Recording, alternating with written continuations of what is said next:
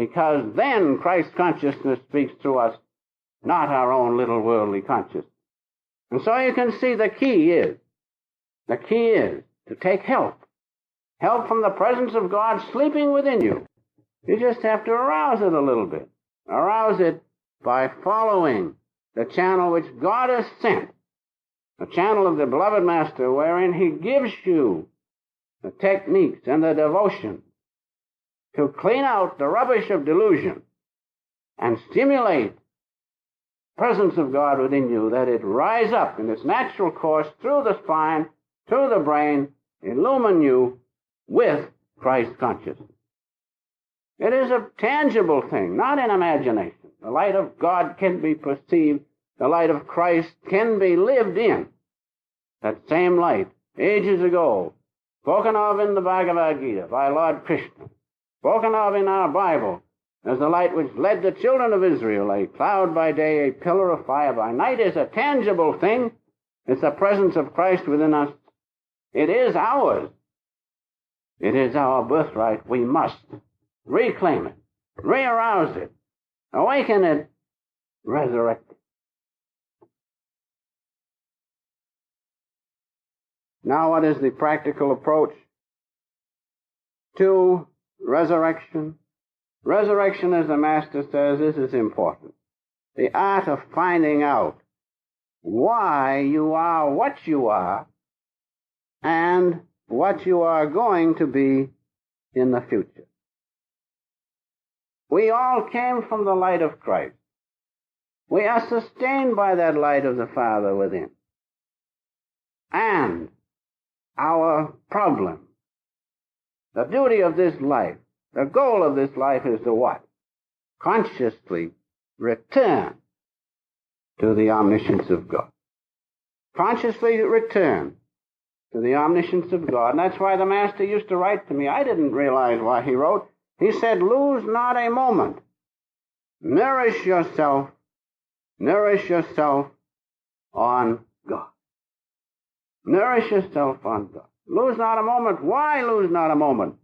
Because unless we resurrect that consciousness, unless we resurrect, renew, restore the light of Christ right within us now, in this life, we cannot do it afterwards.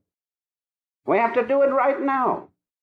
And once resurrecting it, being one with the same Christ consciousness which Jesus manifested, by doing that, resurrecting it, then we have it always.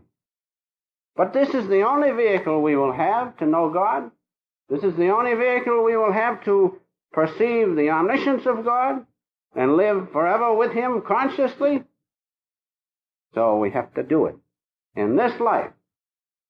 And if you follow the chain of the great Guru, Jesus, Babaji, Larry Marsha, and our beloved Master, through which channel God's consciousness flows continually, if you follow that, it is much easier to resurrect the consciousness of Christ within. Because God sent that. It is God's channel. You and I have nothing to do with it. The saints have nothing to do with it.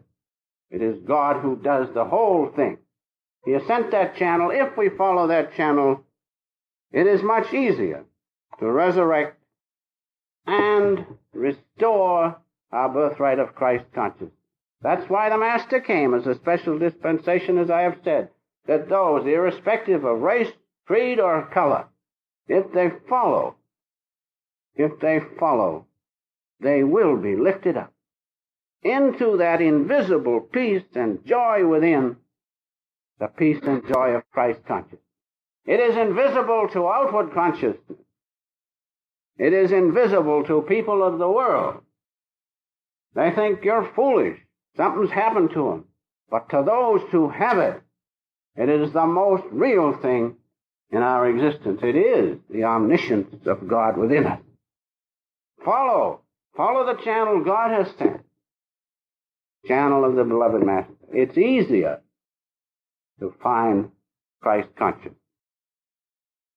The Master also said one other thing.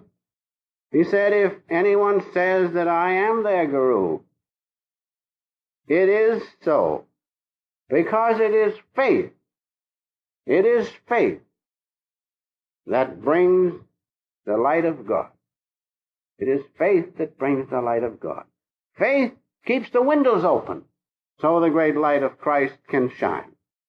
I'm going to just take a moment or two to read a part of one of his letters he wrote way back in 1926 about faith, and then I will be through.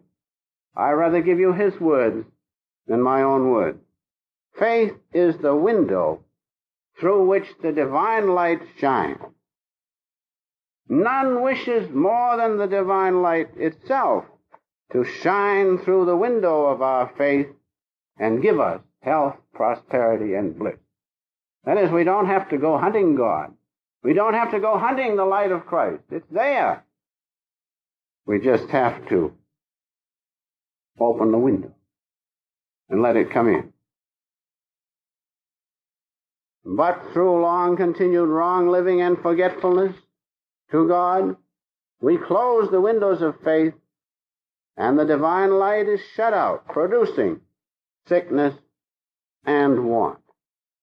Losing faith means closing windows, keeping the presence of God out from manifesting through us. Losing faith means closing windows. What you see, you believe easily, but God suggests himself enough in nature, and he goes on to say why he talked enough to me through the budding mouth of the rose, and his petal cheeks blushed in joy to see me.